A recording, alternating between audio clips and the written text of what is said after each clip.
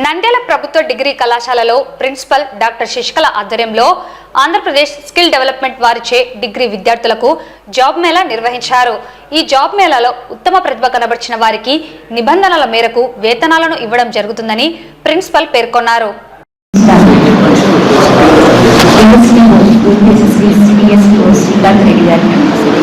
అలాగే answer sir గారికి, అలాగే ఈనాటి మన ముఖ్య అతిథి శ్రీ ప్రకాష్ గారికి, మన వివిధ కంపెనీల నుంచి వచ్చినటువంటి హెచ్ఆర్లకు, అట్లాగే కుల ప్రముఖులకు అందరికీ నమస్కారము.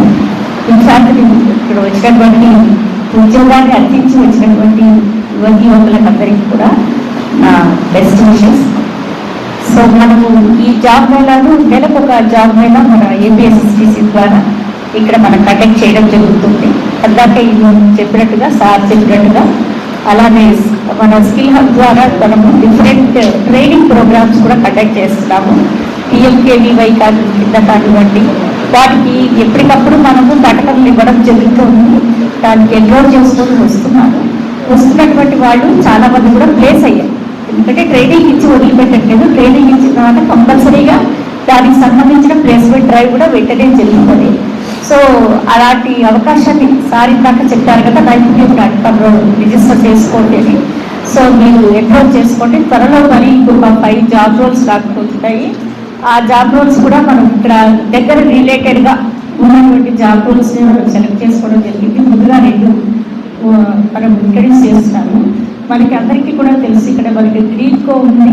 సో గ్రీన్ కో తరఫున సోలార్ ప్యానెల్స్ తయారు చేస్తారు కదా వాళ్ళు, దానికి సంబంధించి ఒకటి సర్టిఫికేట్ కోర్స్ రాబోతుంది.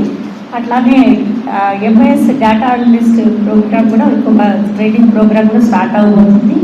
అది వచ్చిన వెంటనే మీకు పేపర్లో ప్రకటన ఇవ్వడం జరుగుతుంది. తర్వాత డిఫరెంట్ సోర్సెస్ ద్వారా మీకు ఇన్ఫర్మేషన్ వస్తున్నాము. సో అప్లై చేసుకోండి. సో ఈనాడు మనకు ఉన్నటువంటి అంటే మీకు ఉన్నటువంటి అవకాశాలు ఒకప్పుడు లేవు. ఎందుకంటే ఒకప్పుడు జాబ్ కోసము మేము సర్చ్ చేస్తూ వెళ్ళేవాళ్ళం. ఇప్పుడు జాబ్ మీ దగ్గరికే వస్తుంది. దీన్ని సక్రమంగా యూటిలైజ్ చేసుకోవడం అనేది మన చేతిలోనే ఉంది.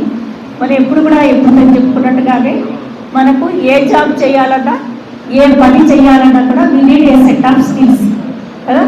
మనం ఈ స్కిల్స్ గురించి ఎప్పుడు మాట్లాడుకుంటాం. ఎందుకంటే స్కిల్ లేకపోతే మనకు మనుగడ లేదు.